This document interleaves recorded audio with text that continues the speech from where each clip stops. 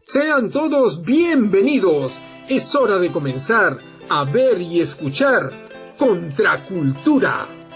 Un espacio para aprender, un espacio para descubrir y difundir cultura de calidad. Contracultura. Muy bien, amigos contraculturales, continuando con esta maratón de conversas, de entrevistas, de conocer a distintos personajes de nuestra patria. Nos toca hoy, o en este momento, hablar pues con una persona muy importante para nuestro país, y me permite decirlo así, ¿no? Por el trabajo que viene realizando, ¿no? Él es sociólogo egresado de la Universidad Nacional Mayor de San Marcos, ¿no? Y del curso de Defensa Continental del Colegio Interamericano de Defensa, fue viceministro de Defensa, director general de Política y Estrategia en el Ministerio de Defensa, subdirector de la Dirección Nacional de Inteligencia, secretario general de la Contraloría General de la República, egresado del Centro de Estudios Hemisféricos de Defensa en Washington, ¿no? También es catedrático en el CAE, ¿no? Asesor en el curso de Alto Mando de Fuerza Aérea del Perú. Tiene muchísimos galardones, la persona con quien vamos a conversar, pero sobre todo es un catedrático, ¿no? un maestro. Ahora está en la Universidad Nacional Federico Villarreal, es investigador del Instituto de Gobierno, profesor de la Facultad de Ciencias Administrativas y Recursos Humanos, y es también docente en la Universidad de San Martín de Porres, ¿no? Él es autor de muchos libros, y él nos va a hablar esta tarde sobre su última obra, ¿no? que se ha vuelto a publicar en una nueva edición de Geopolítica de la República 200 años después. Estoy hablando del maestro Jaime Raúl Castro Contreras, a quien le doy la más cordial bienvenida. Muy buenas tardes, maestro. Con mucho gusto de estar nuevamente con ustedes. Es un placer volver a contactarnos, y sobre todo me agrada y me alegra el interés que tienen ustedes por tratar temas que realmente en el Perú poco se cultivan, poco se escribe, poco se investiga, y en las universidades, en los colegios también se desarrolla esto. Estamos hablando de la geopolítica. Uh-huh. Y la geopolítica pues es una disciplina que hay que empezar a explicarla con un lenguaje muy sencillo. Uh-huh. Y a eso he venido esta tarde a satisfacer las inquietudes que tengan ustedes sobre el particular, y con el mayor gusto de responder las preguntas que estén a mi alcance, poder hacerlas.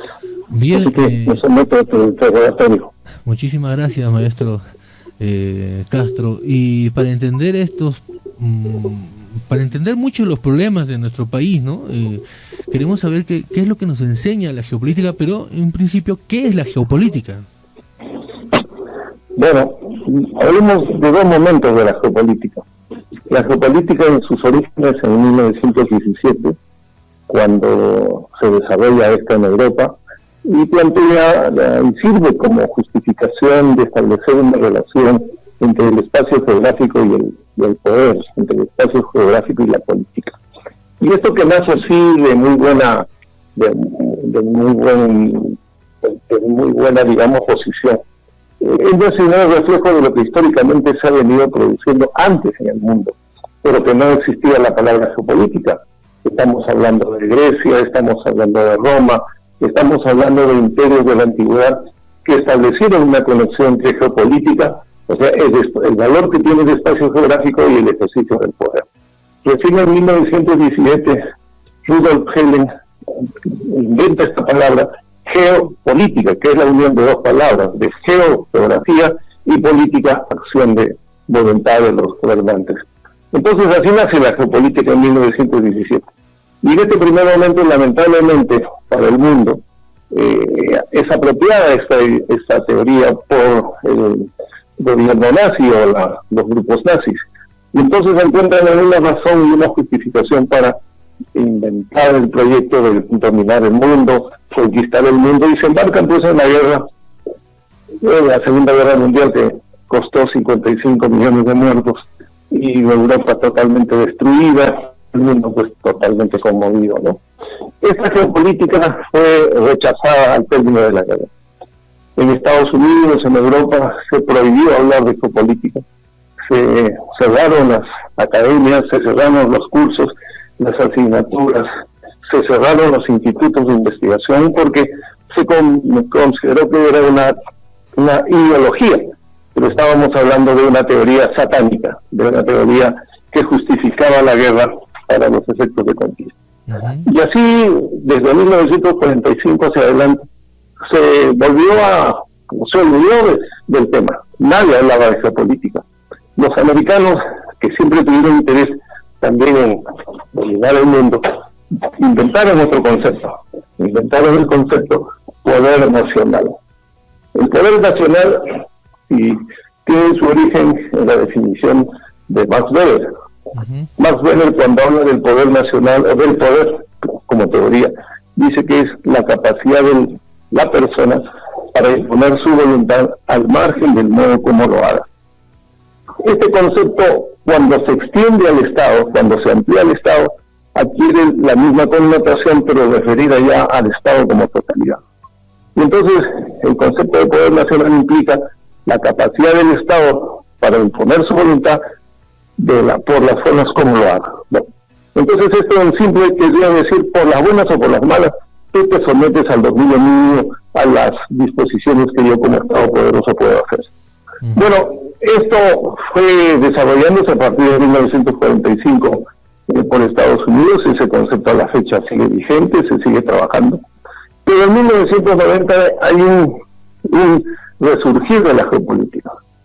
Los estudiosos europeos y americanos empiezan a evaluar y por qué hemos tenido que desplegar a la geopolítica. Una cosa es la geopolítica que aplicaron los alemanes, pero otra cosa es la geopolítica como teoría. Y esta geopolítica como teoría renace en 1990 y plantea lo siguiente, que hay que establecer efectivamente la relación de espacios geográficos con la política, pero en este sentido darle una direccionalidad positiva, valorar lo que cada país tiene, reconocer lo que cada país posee para los efectos de su desarrollo interno y su proyección internacional. Esto es lo que yo practico, esto es lo que yo he venido difundiendo a través de diversos libros y artículos de geopolítica. ¿Y por qué lo aplicamos al Perú? Si esa fuera parte de la primera pregunta que me estás haciendo, ¿no? Así es. O si procedo a explicarlo, o hasta ahí crees que es suficiente la definición de lo que es. No, maestro, yo creo que es importante la introducción que usted está haciendo para poder entender esta ciencia, ¿no? Y justamente vamos a llegar a esa pregunta, porque esto de por qué, ¿no? O sea, la geopolítica desarrolla esta pregunta, ¿no? ¿Por qué? El por qué, el por qué, el por qué. Porque es importante que nosotros, los ciudadanos, en estos 200 años ya, conozcamos y practiquemos la geopolítica. Bueno, por varias razones que son necesarias y sustantivas, porque si no, nunca vamos a salir de la situación de pobreza, no vamos a salir de la situación de prácticamente de subdesarrollo en el que vivimos. Esos conceptos que se han inventado últimamente de países en proceso de desarrollo, países emergentes, son calificaciones, pero al final se reduce a que no somos, teniendo tantas cosas, no somos ni siquiera pues considerados para tomar decisiones de carácter mundial o regional. Entonces, ¿para qué nos sirve la geopolítica en el caso concreto del Perú? Para valorar lo que somos como país, para reconocer lo que tenemos en nuestros diversos escenarios, del mar, la costa, la sierra, la selva, más los ríos navegables que hay en nuestro país. Entonces, si nosotros no establecemos una relación entre esos elementos que la naturaleza nos lo ha brindado hace millones de años, esto existe hace millones de años antes que el hombre llegara aquí, y existía el mar, la costa, la sierra y la selva, ¿no? Y los ríos navegables, de manera que cuando los primeros hombres llegaron aquí, lo poblaron y se asentó en este territorio que llamamos Perú, antes Tahuantinsuyo, entonces se encontraron con esto y se posicionaron y empezaron a domesticar plantas, animales. Es decir, los primeros hombres valoraron lo que había aquí y se fijaron y determinaron y desarrollaron culturas que todos nosotros las estudiamos y las conocemos. Pero ¿qué ha pasado prácticamente en el sistema educativo nuestro en el siglo XIX y en el siglo XX? No hemos hecho una valoración del Perú. Hemos hecho simplemente una visión descriptiva de la geografía peruana, pero es una visión descriptiva negativa, fatalista. ¿Por qué digo que es negativa y fatalista esa descripción que ha hecho la geografía del Perú? Y eso está lamentablemente grabado a pie firme, ¿no? En todos los textos escolares, en todos los textos incluso oficiales, cuando se dice que el Perú por el oeste limita con el Océano Pacífico. Es decir, nosotros estamos renunciando al mar, estamos renunciando a algo que nos pertenece, que por mandato de dispositivos internacionales fijados entre Ecuador, Perú y Chile en 1945, reconocimos que el dominio del mar directo al que tenemos acceso abarca hasta las 200 millas. Entonces, si eso se aprobó en 1947, ¿por qué seguimos enseñando los textos escolares, generación tras generación, de que el mar no nos pertenece? Y digo que el mar no nos pertenece porque al chico se le enseña, a mí me enseñaron, y yo reviso los textos de mis nietos y veo que siguen enseñando que el Perú por el oeste limita con el Océano Pacífico.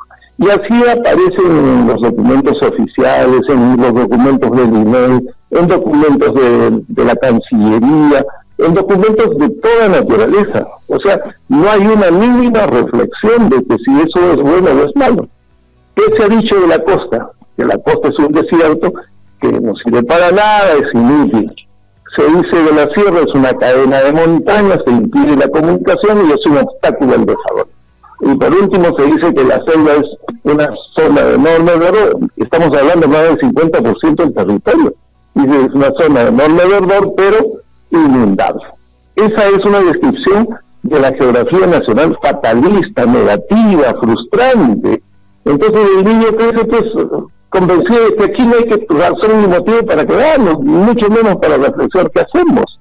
Entonces la geopolítica que yo planteo, la geopolítica que yo practico, el esfuerzo por difundir estas cosas desde los años 90 se dirige a eso. Oye, primero aplica la geopolítica, reconoce que estamos en una disciplina que primero te mira a la cara y te dice, oye, primero reconoce lo que eres. ¿Y qué cosa eres? Eres un país que está ubicado en la parte central de América del Sur. Estás en la cuenca del Pacífico, formas parte de ella, formas parte de este mundo hoy día en pleno proceso de desarrollo que está al otro lado, ¿no? Y además en tu territorio tienes el mar, la costa, la sierra de la selva, que te ha permitido, por la presencia de la cordillera de los Andes, por la corriente marina de Humboldt que viene de la Antártida, ha permitido todos estos microclimas que existen en el Perú. Nosotros somos un país que tiene 84 microclimas de los 114 que hay en el planeta. Nosotros somos uno de los pocos países que podemos desarrollar actividades agrícolas los 12 meses del año. Todos los meses hay agricultura en el Perú de diversas plantas, productos, todos alimenticios, ¿no? Entonces, la geopolítica, lo primero, oye, valora lo que tienes, pues, porque esa enseñanza que te han venido haciendo de que esto es fatal, negativo, frustrante, lo incorporas, entonces este es el resultado que tenemos. 200 años de inutilidad, 200 años donde no hemos despegado, 200 años donde la frustración continúa, pues porque hasta ahora continuamos frustrados. Miren la situación en la que hoy día estamos. La situación es muy precaria en términos institucionales, teniéndolo todo para poder ser una potencia, no solo regional, sino mundial. Después abarcaremos, yo hablaré de otras cosas que lo que deberíamos de hacer, aparte de reconocer que somos un país que lo posee todo. Maestro, entonces la geopolítica también nos ayuda pues a crear identidad en nosotros, ¿no? Identidad en el pueblo, en el conjunto. Y usted hablaba, por ejemplo, de esta idea de que nos olvidamos del mar, ¿no? Como también otra región importante, ¿no? O parte de nuestra riqueza natural. Y hoy, por ejemplo, al inicio de este programa especial, hablábamos de los símbolos patrios y hemos hablado del escudo, ¿no? El escudo nacional, donde se muestra pues los tres reinos, ¿no? Pero no se muestra pues al mar, ¿no? O sea, en los símbolos patrios, estoy viendo por ejemplo el escudo de Honduras, donde sí, por ejemplo, figura el mar, ¿no? Entonces, como que ha habido ya desde el inicio esa idea, no se han percatado, no lo han tomado en cuenta para crear esa simbología, ¿no? En el peruano. Claro, eso nos corresponde pues a todos los que vamos a la universidad, a los que reflexionamos, a empezar a darnos cuenta pues qué cosa es lo que se ha mostrado, qué cosa es lo que se ha interiorizado en la mente del ciudadano y por qué vivimos tal como estamos viviendo, con institucionalidades precarias, como tú muy bien mencionas, carentes de identidad o una identidad muy precaria, ¿no? Es cierto que nosotros somos un país plurinacional, que aquí tenemos culturas de diverso tipo, pero el rol del Estado es lograr la unidad en la pluralidad. ¿Y cómo se logra el rol del Estado? La unidad, la integración unitaria, el sentido de identidad, a pesar de ser varias naciones, el sentido de identidad con este país que se llama Perú y en esta extensión territorial, a través de los cursos, a través de la educación. Y uno de los roles fundamentales cumple el curso de Historia del Perú, el curso de Geografía. Pero si el curso de Historia y de Geografía ha sido eliminado, entonces, ¿qué cosa podemos esperar pues de la población? La población aquí no es responsable de nada. Aquí los responsables de todo esto es los que toman decisiones en los ministerios y en el poder, y los profesores y los académicos, los intelectuales, que tampoco se han puesto a reflexionar sobre eso, porque se da por dado, se da por aceptado y reconocido, hasta que de pronto alguien se da cuenta. Pues el otro día creo que me preguntabas en una conversación privada, es decir, ¿cómo yo derivé de la sociología a la geopolítica? Justamente por observar. Yo decía, pero si aquí tenemos todo, ¿por qué hay tantas huelgas? ¿Por qué hay tantas marchas? ¿Por qué hay tantas protestas, tanta pobreza? Si aquí tenemos de todo. Entonces, la responsabilidad, después de una investigación que hicimos con la Marina de Guerra, con la Dirección de Intereses Marítimos, nos percatamos pues de que el problema está en el sistema educativo. El sistema educativo se ha encargado de darnos la escritura, el lenguaje y todos los conocimientos, pero nos ha dado una visión fatalista y negativa de nuestro territorio. Entonces, y por último, en los últimos años ha desaparecido el curso de Historia y de Geografía, ¿no? Y entonces eso pues ya es la calamidad mayor que nos puede estar ocurriendo, ¿no? Aquí, en nuestro país, desgraciadamente, cuando yo menciono que es un país en términos geopolíticos de fronteras retráctiles, es porque nos hemos venido empequeñeciendo desde 1821 a la fecha. Éramos mucho más grandes de lo que somos hoy día, pero lo hemos perdido pues justamente por no tener identidad, justamente porque fueron las peleas primarias entre los que nos dieron la libertad. Gamarra, Santa Cruz, Echenique, Vivanco. ¿Por qué peleaban? Por el poder. Si hubieran peleado por mantener el tamaño del territorio, sería bueno pues, pero se pelearon por el poder, y en 1836 dividieron el Perú en el Alto Perú y el Bajo Perú, y Gamarra desde Bolivia quiso pues anexar a todo esto y crear esa unidad que fracasó porque Chile y Argentina se encargaron de eliminarla, ¿no? Y en aquel momento nosotros llegamos a tener 7 presidentes simultáneamente. Entonces esto es una barbaridad pues que no hay forma de corregir, porque el sistema educativo cada vez es más genérico, cada vez más está en otra onda y no en la búsqueda de una identidad nacional, como bien es la preocupación tuya. Entonces podemos decir pues que el sistema educativo nos limita el pensamiento geopolítico, es decir, en lugar de enseñarnos a pensar, a entender, nos está encajonando, ¿no? Desde hace mucho tiempo, y ahora vemos pues como las grandes mayorías tienen una forma displicente, un desinterés por lo propio, por lo nuestro, ¿no? Y en esto también va la pregunta, ¿no? Eso, ¿por qué entonces sería esa la respuesta? ¿Por qué no hemos sacado provecho de las enormes ventajas que tiene nuestro país? Por ejemplo, usted hace en su libro Geopolítica de la República 200 años después, hace una comparación que me parece fundamental con otros países. Por favor, explíquenos esa parte.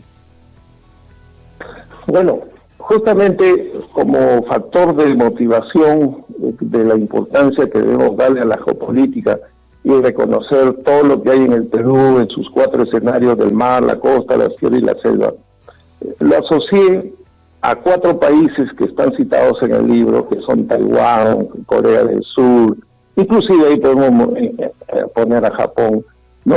Singapur. Son países pequeñísimos, son islas en otros casos, que juntos caben en el Perú. O sea, todos esos países los juntamos y entran en el territorio peruano y ahí todavía sobra. ¿Y qué es lo que ha ocurrido? Esos países hace 40 años eran tan pobres y subdesarrollados como nosotros. Y adicionalmente no tienen la variedad de recursos que tenemos nosotros. Entonces, ¿cómo han suplido esa deficiencia, de carencia de recursos que aquí abundan en demasía para ser hoy día potencias cuyos ingresos per cápita están por encima de los $30,000, ¿no? Hay uno que alcanza los $61,000. ¿Cómo lo han hecho? A través del sistema educativo. Reconocieron de que no tienen más que limitaciones. Reconocieron de que el sistema educativo era la clave y se dedicaron pues a la ciencia, a la tecnología y la investigación. Entonces, esa ha sido su preocupación y ahí está la revolución que han conseguido en menos de 40 años y ahora son líderes pues en la tecnología. Incluso los propios chinos. ¿Qué eran los chinos hasta 1976? Un país socialista miserable de millones de pobres que usaban un solo vestido, el mameluco, que conocemos acá como los bebecreces, y se movilizaban en bicicleta. En 1978 entró otra clase dirigente. ¿Y qué dijo esa nueva clase de dirigente? Como estamos no podemos salir de esta, nos empobreceremos más. ¿Y qué hicieron? Se abrieron al mundo, aceptaron la presencia de la propiedad privada, aceptaron la presencia de la inversión internacional. ¿Y sabes cuántas empresas americanas y europeas hay hoy día en China? Hoy, 29 de julio en el Perú, 70,000 empresas capitalistas están metidas en China. Y por eso es que China se ha convertido en la fábrica del mundo. Pero no solamente ha recepcionado a las inversiones, sino que ha negociado para que sus jóvenes, sus estudiantes, rápidamente se interioricen en el conocimiento científico y tecnológico, y hoy día, además que los han enviado a estudiar a universidades americanas, europeas, canadienses y de los países más destacados en estos asuntos, y han vuelto y hoy día pues están en este despegue. O sea, han pasado de la bicicleta a los grandes edificios, a los grandes ferrocarriles, a los grandes automóviles, y hoy día la mayoría de vehículos que nosotros usamos, Ford, Chevrolet, han sido fabricados en China. Entonces, ahora estamos nosotros queriendo estatizar todo, ¿no? O los que han llegado al poder quieren estatizar todo. Oye, pero si los chinos te están diciendo por ese lado no es la cosa. Los chinos te están demostrando que tienes que abrirte al capital para poder generar riqueza, para poder generar capital, para poder generar excedentes que te permitan pues culturizar y desarrollar la mente de tu población. Si tú tienes un sistema educativo que te orienta a la conformidad, pues vas a tener ciudadanos aplastados. Pero si tú tienes un sistema educativo que te alienta al pensamiento crítico, al pensamiento racional, a la búsqueda del conocimiento objetivo y racional, y dejas de lado la subjetividad, entonces otro será tu país. Pues aquí el sistema educativo juega un rol importante, clave, basado en la ciencia, la tecnología y la investigación, ¿no? Porque si tú no investigas, pues de nada te sirve. Mira, hace miles de años cuando los hombres llegaron acá, ¿qué cosa eran? Eran errantes. Y cuando se descubre la agricultura, se dieron cuenta de que había excedentes. Pero ¿qué hicieron estos hombres? No solamente eso los fijó a la tierra, sino también hicieron investigación genética. Acá domesticaron plantas, variedades de plantas domesticaron los antiguos peruanos. Eso que ahora se hace científicamente en la Universidad Agraria de La Molina. Pero esos hombres, ¿cómo es que lograron hacer que la yuca, por ejemplo, un producto venenoso, sea hoy día comestible? Por investigaciones que ellos hicieron, por descartes que ellos realizaron, sin ningún elemento científico de los que hoy día gozamos en la humanidad. Entonces, date cuenta de las respuestas, de las actitudes de la población en los diversos momentos históricos. Los momentos históricos nuestros de los tiempos actuales realmente pues son calamitosos, ¿no? Y maestro, ¿cuál es la clave, según la geopolítica o según sus postulados, para que un país como el nuestro, utilizando la palabra con la que nos clasifican, emerja realmente, ¿no? ¿Qué necesitamos? para hacer una buena geopolítica y ser mejores?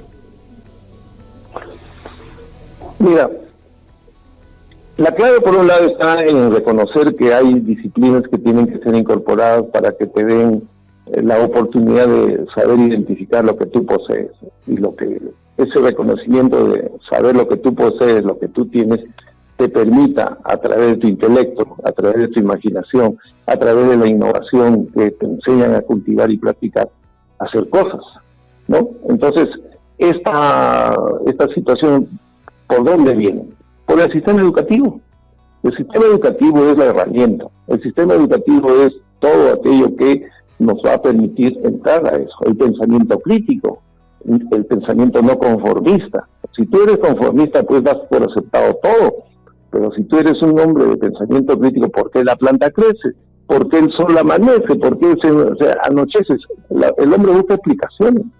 Y en la búsqueda de explicaciones empieza a hurgar, empieza a averiguar y empieza a determinar las cosas. ¿Por qué una planta crece de esta manera? ¿Por qué de otra manera? ¿Por qué aquí hay un fruto más sólido? ¿Por qué el fruto es menos sólido? Si están a la misma altura, ¿qué pasa? ¿Le llega el sol? ¿No le llega el sol? Todos esos elementos básicos y elementales los practicaron pues los antiguos peruanos, ¿no? Ayer creo había un reconocimiento al Perú, no sé qué localidad del Perú ha sido reconocida, porque los astrónomos de la antigüedad en el Perú supieron hacer el control del seguimiento del movimiento del sol para los efectos de las siembras y las cosechas. Bueno, si eso lo hicieron hace miles de años, imagínate pues lo que deberíamos hacer ahora con tanta ciencia y tecnología de la cual se dispone, ¿no? Entonces la clave a la pregunta que tú me haces, la clave es el sistema educativo, pero no un sistema educativo pues memorístico, repetitivo, no actualizado, porque ¿de qué te sirve a ti entregarle a los niños las laptops, entregarle a los niños las tablets y cuanta cosa si los contenidos son del pasado? Si los contenidos son negativos, si los contenidos son de una geografía descriptiva fatalista. Eso no.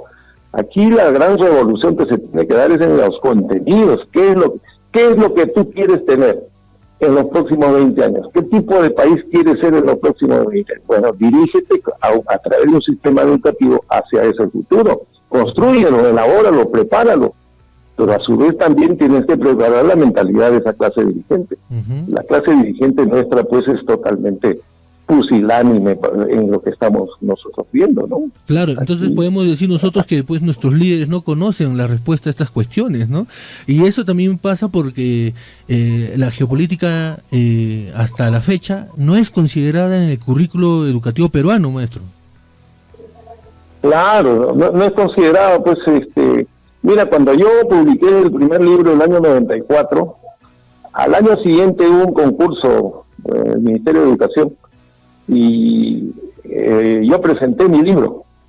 Entonces, el de la imprenta me llama y me dice, señor, hemos ganado el concurso, pero le han hecho observaciones al libro. ¿Y qué observaciones le doy para ir a resolver las observaciones técnicas? Y fui al ministerio. Y entonces me entregaron el documento de las observaciones técnicas. Y yo me iba pues convencido de que me iban a hacer observaciones intelectuales, de contenido, de reflexiva. Me dice, no, el contenido no tiene pasta dura, el libro no tiene pasta dura, el libro no está cosido, no tiene cartón, no tiene nada. Oiga, le digo, si para el costo del libro tuviera que ponerle todo esto, pues nadie lo va a adquirir. Si así a precios bajos no lo compren, menos con lo que ustedes me están pidiendo. Es que los chicos juegan con los libros. Oiga, yo no estoy vendiendo pelotas de fútbol, le dije, yo lo que estoy vendiendo es intelecto. Y si ha ganado el concurso, pues adelante, y si no, pues yo no voy a ponerle pasta dura a algo que tendrá que ser usado, ¿no? Ya damos un año y al año siguiente el curso desapareció, ¿no? Entonces, entre idas y venidas, pues esta es una disciplina olvidada y practicada por algunos románticos como yo, y ahora un grupo de jóvenes como ustedes han sintonizado y reconocen el valor que tiene esta disciplina. Pero la actitud la tenemos que tener nosotros, ¿no? Porque la disciplina como disciplina misma no te transforma, eres tú el que te tienes que transformar, eres tú el que tiene que hacerse la pregunta, ¿no? Aquí en Huancavelica, ¿qué es lo que tenemos? Pues ahí ha habido riqueza de ese doble y la seguirán habiendo. Entonces, ¿qué es aquellas bondades que tenemos en esta zona del país? Y esa es la pregunta que nos tenemos que hacer en cada lugar del territorio nacional. Y las respuestas van a ser de ahí, las respuestas no van a ser importadas, pues. Entonces, la clave, volviendo al tema, es el sistema educativo, ¿no? Un sistema educativo abierto a la ciencia, la tecnología, la investigación, a todo lo que se puede hacer con todo lo que existe en nuestro país. Y si tú me permites,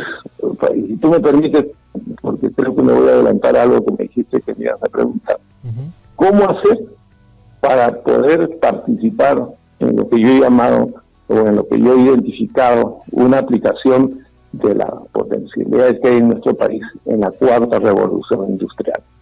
No. Para comenzar, ¿qué cosa es la cuarta revolución industrial? La cuarta revolución industrial, por la definición y por lo que estamos viendo, está conformada por todo este desarrollo tecnológico a más alto nivel de purísima creatividad, ¿no es cierto?, que prácticamente está asociada pues a los lugares de llegar a la luna y todas esas cuestiones que tienen los hombres, los físicos, los químicos y las disciplinas asociadas a ese tema. Entonces la pregunta es, yo como peruano, yo que estoy ubicado en la parte central de América del Sur, que estoy frente a la cuenca del Pacífico, que formo parte de ella, que tengo ríos navegables, que tengo 84 microclimas, que desarrollo actividades agrícolas los 12 meses del año, que soy polimetálico y que además hay pues una actividad variada de cultura agrícola, ¿no? ¿Cómo participo en la cuarta revolución industrial? Esa es la pregunta que tenemos que hacerlo. ¿Cómo participamos en la cuarta revolución industrial si está asociada a la tecnología de alto nivel? Entonces yo me he respondido y me he puesto, pues justamente me ha obligado a reflexionar. Y yo pienso que nuestra mejor forma de participar es en aquella definición que nos o aquella calificación que nos ha dado Naciones Unidas del Perú. ¿Qué ha hecho Naciones Unidas con el Perú? Ha reconocido que el Perú forma parte de uno de los 17 países megadiversos. ¿Qué significa eso? Aquí hay una gran variedad de formas de vida animal y vegetal, ¿no? Aquí hay una gran variedad, además, adicionalmente a eso, de minerales. Entonces, si yo tengo tantas cosas de este tipo, y Naciones Unidas dice, de la forma como estos países y los peruanos manejen estos recursos vivos que sirven de alimento a la humanidad, dependerá el futuro de la vida humana. Oiga, tamaña responsabilidad que nos están asignando a nosotros los peruanos. Entonces yo tengo que hacer una ciencia y una tecnología que responda a ver qué hago con esos recursos que hay aquí en nuestro país para alimentar a los 8 o 9 mil millones de habitantes que habrán dentro de pocos años. Nosotros vamos a ser la fuente alimentaria de esa gente. Entonces, no es para desesperarnos, es más bien para prepararnos de qué manera vamos a participar con todas estas ventajas comparativas que tenemos en el Perú. Y eso es lo que creo que el esfuerzo al cual ustedes también deben de dirigirse y promover, de qué manera hacemos una mejor participación, usando las herramientas científicas, tecnológicas de la cuarta revolución para la beneficio no solamente del Perú, sino de la humanidad. Y esto ha llevado a un asunto muy interesante. Se ha detectado por las investigaciones que han hecho que la primera revolución, la segunda y la tercera revolución industrial han sido revoluciones que efectivamente introdujeron el vapor, la electricidad y luego las computadoras, ¿no es cierto? Pero, no sé, ¿me escuchas? Sí, estamos escuchando atentamente. Entonces, estas cosas que forman parte y han caracterizado las 3 revoluciones industriales, ¿cómo procedieron? Extraían el mineral, lo procesaban, lo transformaban en productos para uso masivo, se distribuía en el mundo consumidor hizo todas las compras necesarias y por último, después de un uso determinado, se desechan esos productos y tienes una cantidad enorme, gigantesca de miles o millones de kilos de productos desechados, ¿no es cierto? El mar lo tienes tú lleno de plástico, lleno de basura, que los barcos, que los ríos que desembocan en los mares van formando. Hoy día hay islas de basura flotando en el mar, ¿no? Entonces, frente a este problema, la cuarta revolución industrial también se ha puesto a reflexionar. Oye, no podemos seguir así, pues, porque el planeta ya nos pasó la factura, nos está pasando la corriente del Niño cada vez con más frecuencia, nos está pasando tormentas a cada rato, friaje a cada rato. Entonces, la naturaleza también ha reaccionado. Y hoy día la humanidad, ¿cómo está reaccionando? Hay que desarrollar un tipo de economía que sea diferente al anterior. Un tipo de economía que hoy día se llama circular. ¿Qué quiere decir eso? Extraes el recurso de la naturaleza, vegetal o mineral, lo produces, lo transformas, pero no lo haces desechable, lo haces reciclable permanentemente. Y entonces estás protegiendo a la naturaleza y estás reduciendo significativamente todo el daño que se ha venido haciendo a la naturaleza. Eso tenemos que enseñar acá en el Perú. Claro, eso es lo que tenemos que enseñar a nuestros estudiantes universitarios. Eso ¿no? es importante. Y por supuesto, nuestros líderes deberían tener una idea siquiera pálida de lo que eso significa. Así es, maestro. Bueno, el tiempo es tirano en radio, usted lo sabe, maestro Castro. Lo comprometemos para tener un programa, una emisión nuevamente de Contracultura para conversar sobre todos estos detalles y más aún. Hemos aprendido que tenemos que tener un pensamiento geopolítico, cada uno de nosotros y cada una de nuestras sociedades. Le solicito, maestro Castro, por favor, se despida a su estilo de los seguidores de Contracultura y nuevamente repito, con el compromiso de tener un nuevo encuentro en esta emisión. Bueno, Jorge, yo para comenzar te agradezco la gentileza de tu invitación, agradezco las conexiones que veo que estás logrando sistematizar en una zona del territorio nacional que prácticamente nunca ha sido considerada, y eso a mí me llena de orgullo, me satisface, y cuando me cursas una invitación yo no me puedo negar. No se lo niego a nadie acá en Lima, menos pues a peruanos como yo, porque yo también soy del Ande, yo soy huancaíno, así que un huanca nunca puede rechazar el conocimiento a nadie, más aún siendo profesor universitario como lo soy desde hace muchos años, ¿no? Y entonces yo, como te digo, te agradezco el tiempo que han dedicado a la disciplina que practico, a la voluntad que tengo de colaborar, y simplemente te pediría que difundas mis conexiones virtuales, que es en Facebook y también en la página web, ¿no? En la página web son www.geopolítica.com.pe y en el Facebook con Jaime Raúl Castro Contreras, sobre los temas geopolíticos que yo permanentemente voy expresando opinión. Y ahí podemos también nosotros contactar con usted, por ejemplo, los escuchas contraculturales pueden contactar con usted mediante Facebook para poder obtener el libro. Por supuesto, claro. Si tienen interés en la compra del libro, pues me contactan a través del Facebook, o si no, a través del WhatsApp. Ahí el WhatsApp que ustedes tienen, 996410706. Muy bien. Me pueden escribir por el WhatsApp para los que tengan interés en adquirir el libro. Repita, por favor, el número. 996410706. Me envían un mensaje por el WhatsApp y yo les envío las formas de adquirir el libro y se los hago llegar a provincias sin ningún costo para el solicitante, y le va a llegar por transporte terrestre o le llegará por el sistema cubierto, pero de todas maneras le llega. Muy bien, maestro, muchísimas gracias por su tiempo, por su enseñanza, nos ha ilustrado mucho.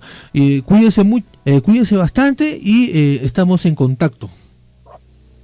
Ok, gracias Jorge, un abrazo a todos, cuídense. Hasta luego, maestro.